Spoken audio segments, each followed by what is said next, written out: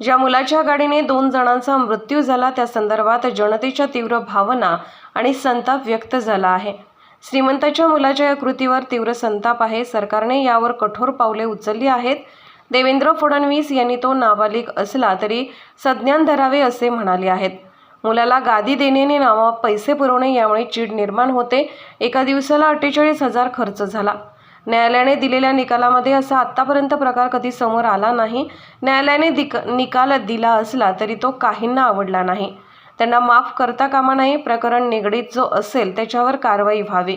प्रकरणात जे गुंतले आहेत त्यांना शिक्षा व्हावी। कायद्याचा धाक असावा, शिक्षा व्हावी। हे शिवसेनेचे ज्येष्ठ नेते आहेत, त्यांचा आम्ही सन्मान करतो।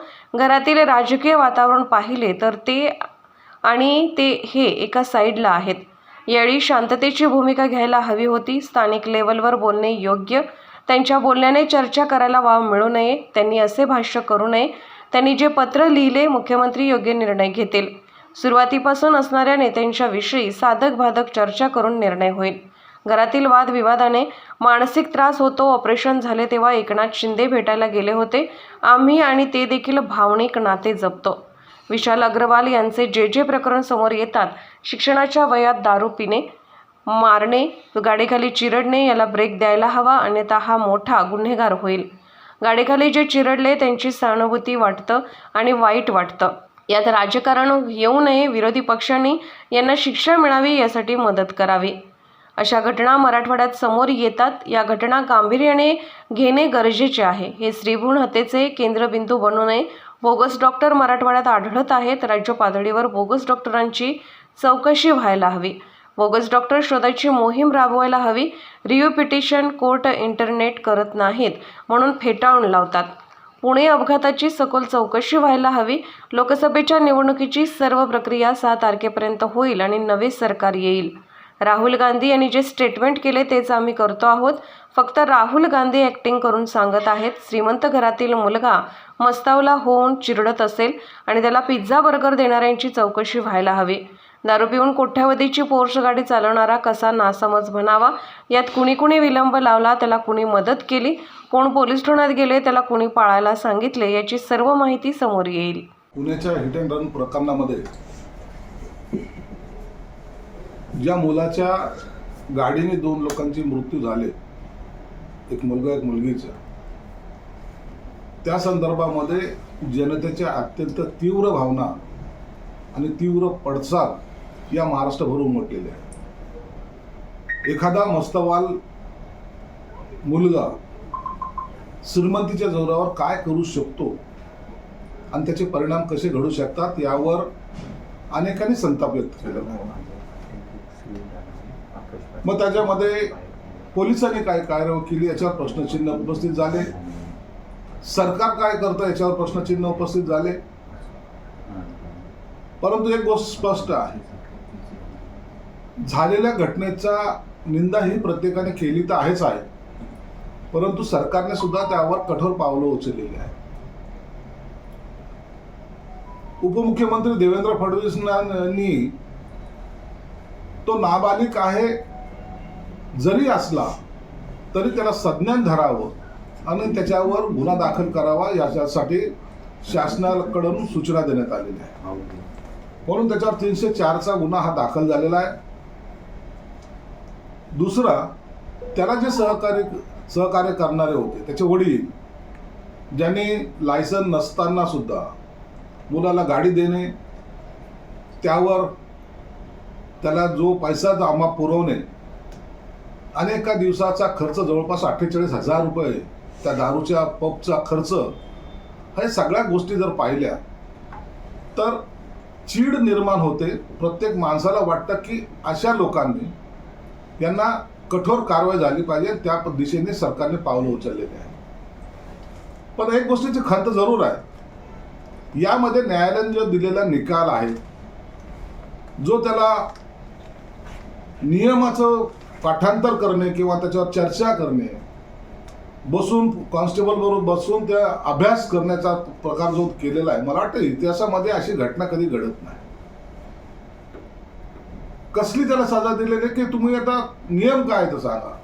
लाल लाईट लागल्यानंतर गाडी थांबवायची, येलो झाल्यानंतर पुन्हा समजायचं का आता दुसरा ग्रीन सिग्नल पडणार आहे मग गाडी काढायची. हे असे नियमावर सांगणं आणि त्या मुलाला शिकवणं जो दारू पिऊन असे भरधाव वेगामध्ये गाड्या चालवतो, समोरच्याला कुणाला न पाहता गाडी खाली चिरडतो, मला वाटतं हे सुद्धा बरोबर नाहीये. मला वाटतं न्यायालयाने दिलेला जरी निकाल असला तरी तो सर्वसामान्य माणसाला पटलेला नाही. पण न्यायालयाने त्याला पुन्हा आज बोलवलेलं आहे आणि पुनर्विचार या सगळ्या गोष्टींचा होतं. हे सर्व दबाव झाल्यानंतर प्रत्येक नागरिकाने याबद्दलचा संताप व्यक्त केल्यानंतर न्यायालयाने त्याला आज बोलून पुन्हा त्याच्यावर आता नवीन प्रकारचं कायद्याच्या नुसार कारवाई करण्याचे संकेत दिलेले आहे. परंतु मला असं वाटतं की अशा कोणत्याही प्रकरणामध्ये कोणताही राजकीय पक्षाचा नेता असो, पोलीस कर्मचारी असो किंवा इतर कोणी असो, त्यांना कुठेही स्पेस मिळता कामा नये, त्यांना माफ करता कामा नये. जो या प्रकरणाशी निगडीत असेल त्यांच्यावर सुद्धा गुन्हे दाखल केले पाहिजेत आणि या मताचे आम्ही आहोत. मराठ्यात आणि विरोधी आठमध्ये छत्रपती संभाजीनगरची स्त्री भ्रूण हत्या ही राज्यभर पुन्हा एकदा गाजलेली आहे. यावर कुणाचंही वचक नाही असं वाटतं. स्त्री भ्रूण हत्याच्या संदर्भामध्ये या मराठवाड्याच्या भागामध्ये जास्त घटना अशा रोज उघडकीस येत आहेत. यावर खऱ्या अर्थानं गांभीर्याने घेण्याची गरज आहे.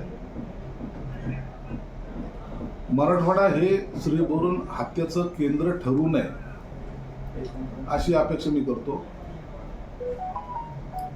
ज्यांचे गर्भपात किंवा हे सर्व होत आहेत असलेले डॉक्टर सुद्धा बोगस डॉक्टर मोठ्या प्रमाणामध्ये मराठवाड्यातल्या काही भागामध्ये आढळत आहेत.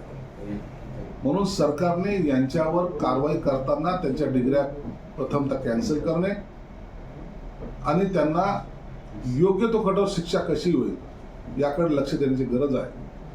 आणि याची मुळामध्ये राज्य पातळीवर, मराठवाड्यातच नव्हे तर राज्य पातळीवर असलेल्या अनेक जे काही असे बोगस डॉक्टर असेल तर त्यांची चौकशा सुद्धा केल्या पाहिजेत आणि त्याला शोधून काढणे आणि त्यांच्यावर गुन्हे दाखल करणे हा मोहीम आता सरकारला सुरू करावी लागेल. त्याला नकार दिलेला आहे, म्हणजे रिव्ह्यू पिटिशन सुप्रीम कोर्टाने फेटाळलेलं आहे.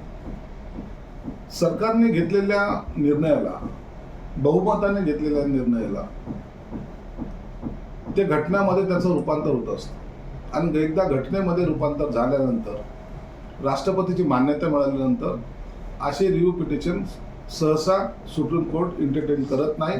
म्हणून त्यांनी ते फेटाळलेले आहे आणि सरकारने घेतलेला निर्णय हा कायम केलेला आहे. राज्यात पावसाळी अधिवेशन पुढे ढकललं जाण्याची शक्यता आहे. 10 जून असं म्हणाले, ऐका ना, गजानन कीर्तीकर असं म्हणाले की आता त्यांची प्रेस कॉन्फरन्स सुरू आहे, माझी हकालपट्टी करण्याची भूमिका हा पक्षाचा भाग आहे, तो चव्हाट्यावर मांडायला नको होता. नाही, त्याच्यावर आम्ही तुझं सांगितलं ना का गजानन कीर्तीकर शिवसेनेचे मोठे नेते आहेत, सिनियर नेते आहेत, आमच्या सर्वांपेक्षा सिनियर आहेत. म्हणून त्याच्याशी मुख्यमंत्री साहेब स्वतः चर्चा करतील, त्यावर काय निर्णय घ्यायचा किंवा त्यांनी काय बोलायचं ते दोघं मिळून ठरवतील. म्हणून त्याच्यावर आम्ही भाष्य करणार नाही. अजून हा, या निवडणुकीत मला मानसिक त्रास झाला असं त्यांचंही म्हणणं आहे. ते वेगवेगळे मुद्दे मांडलेत, त्याच्यामध्ये मी पक्षासाठी मी आमच्या उमेदवारीसाठी प्रामाणिकपणे काम केलं. एकनाथ शिंदे यांनी शिवसेना उभी केली, त्यात मी बळकटी करण्यासाठी मी प्रयत्न केलो. मात्र या निवडणुकीत मला मानसिक त्रास झाला असं त्यांचं म्हणणं आहे. निश्चित मानसिक त्रास होतो. कोणताही घरामध्ये जर वादविवाद झाले तर त्याचा मानसिक त्रास हा होतो. गजानन कीर्तीकर झाला याबद्दल दुमत नाही आणि आम्ही जो उठाव केला त्याला गजानन कीर्तीकरचा संपूर्णपणे पाठिंबा होता. ज्या वेळेला गजानन कीर्तीकरांचा ऑपरेशन झालं होतं त्यावेळेला स्वतः CM एकनाथ शिंदे साहेब आम्ही त्यांच्या घरी सुद्धा गेलो होतो. म्हणून एक भावनिक नातं आमचं सुद्धा त्यांच्याशी जोडलं गेलेलं आहे. ते नातं जपायचं काम आम्हीही करतोय आणि तेही करतायत. म्हणून याच्यात वाद घालण्यात काही अर्थ नाही. झालेली ही जी काही त्यांची प्रतिक्रिया आहे ती स्वाभाविक आहे, घरातल्या कौटुंबिक वातावरणामुळे आहे, त्याच्यावर एवढं सिरियस घेण्यासारखं काही नाही. तर वेदांत अग्रवाल प्रकरणामध्ये करोडोंचा व्यवहार झाल्याचा आरोप पुण्याचे आमदार आहेत रवींद्र धंगेकर यांनी केला आहे. करोडोंचा व्यवहार झाला, जे काही झालं असेल, दंगेकरांनी आरोप करो की आणखी कोणी आरोप करो, याची सखोल चौकशी झालीच पाहिजे ही सत्ताधारी म्हणून मी मागणी करतो. यावर याच्यापेक्षाही आणखी काय असेल तर तातडीने कुणाला रस्त्यावर घेऊन काय फासावर लटकवता येत नाही. या चौकशा वरिष्ठ स्तरावर चालू आहेत आणि जो जो त्याच्यात आरोपी असेल त्याला निश्चित त्याच्या जागा त्याला रवानगी पोलीस कोठडीत निश्चित होईल. 10 जूनला होणारं अधिवेशन हे पुढे ढकललं जाण्याची शक्यता आहे, कारण त्याला लोकसभेची निवडणूक प्रक्रियेचं कारण समोर येतं. नाही, तसं काही होणार नाही. लोकसभेच्या निवडणुकीची सगळी प्रक्रिया 6 तारखेपर्यंत संपणार आहे. 6 तारखेला नवीन सरकार अस्तित्वात येईल आणि 10 तारखेला जे काही आमचं अधिवेशन आहे ते रेग्युलर होईल. कार्यकर्त्यांनी उत्साहाच्या भरामध्ये अनेक ठिकाणी असे बोर्ड लावलेले आहेत. अनेक पक्षाच्या कार्यकर्त्यांनी स्वतःहून हौसे खातर असे बोर्ड लावलेले असतात. त्यांना एवढं गंभीर घेऊ नका. निकाल जेव्हा लागेल त्या टायमाला आनंदोत्सव साजरा करणं हे योग्य आहे. परंतु असं बोर्ड लावून आपल्या नेत्याबद्दलची दाखवलेली त्यांनी फक्त एक सहानुभूती आहे, त्या तेवढ्याच अंगाने आपण त्याच्याकडे पाहिलं पाहिजे. गंभीर होऊ नका म्हणजे काय अर्थ काय समजायचं, म्हणजे निकाल प्रत्येक पक्षाच्या नेत्याने लावलेलं आहे. आता या प्रत्येक पक्षाचे नेते असेच बोर्ड लावत असतात, म्हणून त्याला असं एवढं गांभीर्याने घ्यायचं नाही. त्यांनी त्याची भावना व्यक्त केलेली, ती भावना व्यक्त करण्याचा त्याचा कदाचित तो एक पॅटर्न असावा आणि म्हणून त्याला एवढं गांभीर्याने घ्यायचं नसतं. असतं कार्यकर्त्याचा उत्साह असतो, आनंदामध्ये करत असतो. भावना आहे का कार्यकर्त्याचा विश्वास आहे जे दिसलंय? जेव्हा विश्वास निर्माण होतो त्या टायमाला तो भावना व्यक्त करतो.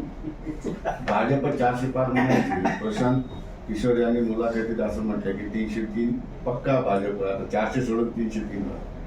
याचा काही जरी झालं त्याचा अर्थ आहे की भाजपची सत्ता हे केंद्रात येणार आहे आणि येणारे पंतप्रधानपदी नरेंद्र मोदी हे बसणार आहे. हेच कदाचित प्रशांत किशोरांना सांगायचं असेल.